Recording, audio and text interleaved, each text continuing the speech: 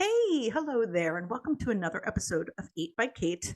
I'm Kate Alfata, and today I'm going to talk with you a little bit about kickstarting your fall 2023 marketing.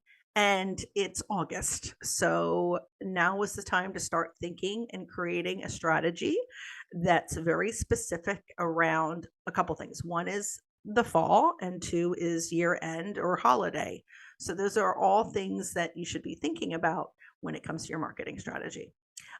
So let's get started with number one. The first thing that I always like to do is go to a business's website and make sure that it is the correct messaging. And you're kind of like, well, Kate, of course it's my brand messaging. No, no, no, no, no. At times during the year, focuses for businesses change. And that could look like, well, we're struggling. And so we haven't met our first and second sales goals. So now we need to really lean into the sales piece to maybe a certain product or service to get us there. So that messaging should look like that on your homepage, and you should be able to refocus your messaging to be the messaging that you need now, not overall, not like, hey, who is my business? But believe it or not, people are going to websites now. They're going to that homepage or to that landing page, because you could also do this in a landing page that is very specific messaging around a certain problem or something you're solving. So now is the time for you to take a look at the website. I can't tell you how many times we've had conversations with people where they don't even offer a service that is on their website still, or they haven't added or updated the service with what you really get, or a product. It's an old image. It doesn't have the right, packaging any longer. It happens all the time. I will be honest, it even happens in my own business. So you want to take a look at your website. That is the very first thing that you should do for the fall. Figure out what needs to be adjusted, updated, and also that the messaging is clear for what you want in the next 5 months. Okay. That's number one. Number two is, not only are you doing that refresh for your website, you should be looking at your social media as well. Go out there, look at your social media. You could even adjust the creatives on your social media to have more of an autumn or fall like feeling. We actually have clients that adjust their logos to have a fall like feeling to them. So that's super easy to do. You could, I mean, there's so much you could do here to go ahead and give your social media refresh, but you also want to make sure that that messaging on your social media, in your bios, in your descriptions, if you haven't updated that link tree in a while. I can't tell how many times I go to people's link trees on Instagram or somewhere else and I see broken links or things that have expired. So make sure that you do that. Okay. That's number two. Number three is creating a content calendar. So, I mean, that is always going to be on a list of mine. Creating the calendar itself around the content that it is that you're going to be creating. And when I say content, I don't just mean social media content. I'm talking about email content. I'm talking about blog content. I'm talking about possible website content. Whatever it looks like, if it's content driven in any way, it should be on a calendar so that you can see what it is that you're doing and how it all works together. You're posting a blog. How can you take that blog and recycle it into social content and get that going? And that content should also have a feel to the season itself, and understanding what your audience feels of this season and this time of year, because it does matter. So when you're creating that content, you want to structure, think about holidays, think about fun things that you could be doing within that content. If you're like someone like me in the Northeast, the leaves are changing. It's so beautiful to be able to connect with your audience that also lives in the Northeast and talk about those things and get engagement in that way. But this is all stuff that should be outlined on your marketing calendar. So that's number three. Number four, now is the time to review your email statistics. So your email marketing statistics with whatever platform you're using, I don't care what platform, but if you are sending emails on a regular, which you should be, you should be able to really lean into those statistics, because what you think is great may not be. And I will tell you, a lot of times it's not. So there's two pieces to this, though. The first piece is the audience. So if your open and click through rates aren't great, don't always blame the email content. It could be that your audience is not great. And that means, where did you get that list build? How are you growing your list? Are these people really interested in you anymore? I always say, if they have not engaged with an email in a year, get rid of them. Some people even say 6 months, get rid of them. Completely up to you, but now's the time to look at those numbers. If you have a great open rate and click through rate, start leaning into what's really working well. So if you know that you have emails that are talking about something very specific, maybe you can speak about something similar, but maybe even give it more of an autumn, fall, end of year feel.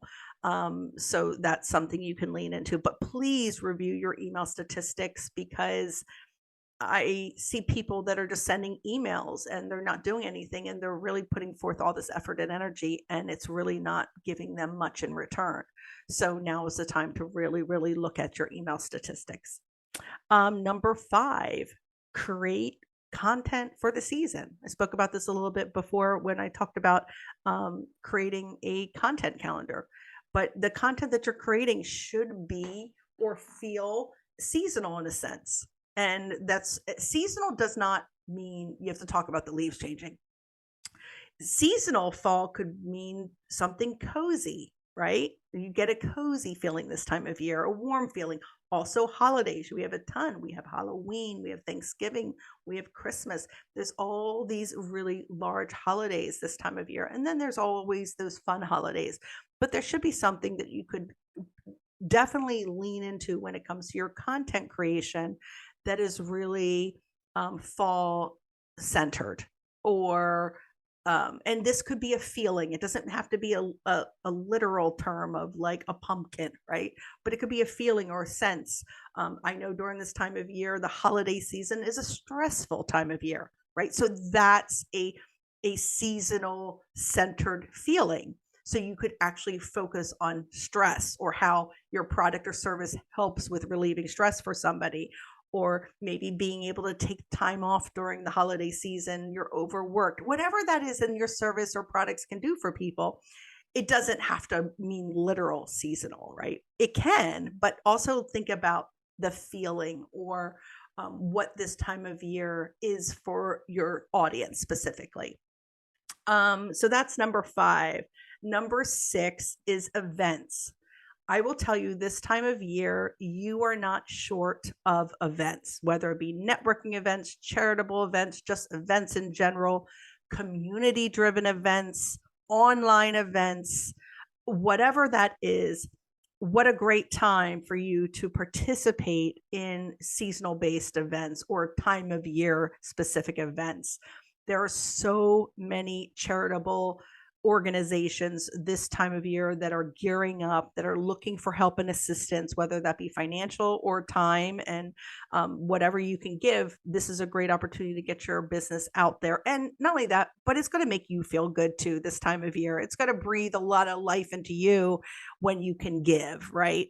But also, there's a lot of other events that are out there, community driven events in general, that you could participate in or be a part of. Um, you know, it could be anything. There are so many events. I'm sure you're a part of a Facebook group that is a local community group where they're posting events all the time. This time of year, you're going to see that skyrocket. Okay. That's number 6. Number 7 is education. Believe it or not, a lot of people think that after Christmas and after the new year, people get really super energized to do to better themselves. And that is true, but they're also exhausted. And now, obviously, if you're in weight loss and some of these other things in fitness and you want to get your body back, that's obviously a big time of year for things like that. But when it comes to business and other avenues, this time of year post summer is a really great way to do educational workshops or webinars to talk about your product or services, because people feel really energized after the summer. They're ready to kick ass. So if you can present webinars, they don't have to be live, they can be pre-recorded to where you're offering those, but it's a great way to list build as well. But uh, really educating people on your services and how it can help them, service or product, how it can help them this time of year is really a wonderful thing that you can do. Some of them do great, some of them not so great. We have clients that, really are lackluster when it comes to putting on events, and we have some others that are absolutely killing it. It all depends on the audience that you're speaking to and what you're offering to get them. And I like to call it meat in the seats. That's really what it is. So if there's something that you can lean into, and also listen to your audience, what is it that they want? You could do a poll. If you have a Facebook group, you could do a poll in that Facebook group and ask them what it is that they'd like to learn more about. And you can give that to them in some sort of workshop or webinar. Don't forget to also make sure that you're adding that call to action, or you have the follow-up after these events. The follow-up is key. So make sure that you're getting those email addresses, you're getting them into your email database, and you're following up with emails specific to those people that are attending your workshop or webinar. So that is number 7, is education. And then last one, which, some people cringe when I say the word, but an offer. This time of year is also a great time where people are looking for discounts. You can't get away from it. Everybody wants a discount this time of year. I don't know what it is. It just is. That's just the way it is. So if there's a way that you can offer a discount, or sometimes it's not so much offering a discount, it could be some sort of promotion where you're giving something additional away. So you're not taking a hit on your bottom line. Maybe you're adding an add-on to your services, or an add-on to the product that you're offering, a 2-for-1, or a 2 for this amount, where they're saving a couple bucks. Whatever that looks like for you, having an offer or promotion during this time of year is super beneficial to your business. I'm not a huge offer person as far as giving it away, but if you can really fine tune what that offer looks like so that it's super enticing, but doesn't cheapen anything, right? We don't want to cheapen anything, but people do like offers and discounts this time of year, and they actually expect it. So those are my 8, just to rehash them a little bit. Number 1 was check your website, the messaging, make sure it's who you are today. The second one is refreshing your social media. The third one is your content calendar, making it fall inspired or end of year inspired in some way. Number 4 is email. Just take a look at what your email's doing. If you're not even leveraging email, please begin to do so. Number 5, create content that's actual seasonal in a way, kind of like what we spoke about in number 3. Number 6 is events. Lean into local events, charitable events, community-driven events. Number 7, educate your audience. Now's the time to really educate them. And number 8 is offering something, whether that be a discount, a promotion of some sort. This is also really good to lean into the number 7, which is the education, and then offering them something that aligns with whatever you're educating them on. Those 2 things work really, really well together. So those are my 8 things that will hopefully help inspire you to have a wonderful fall 2023 marketing year for you. And if all this sounds great, or if you still need help in any way, you can go to homconsulting.com, book a free 30 minutes with me.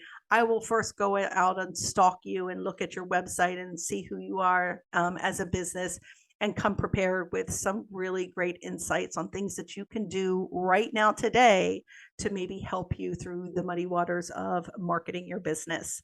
As always, have a great day and happy marketing.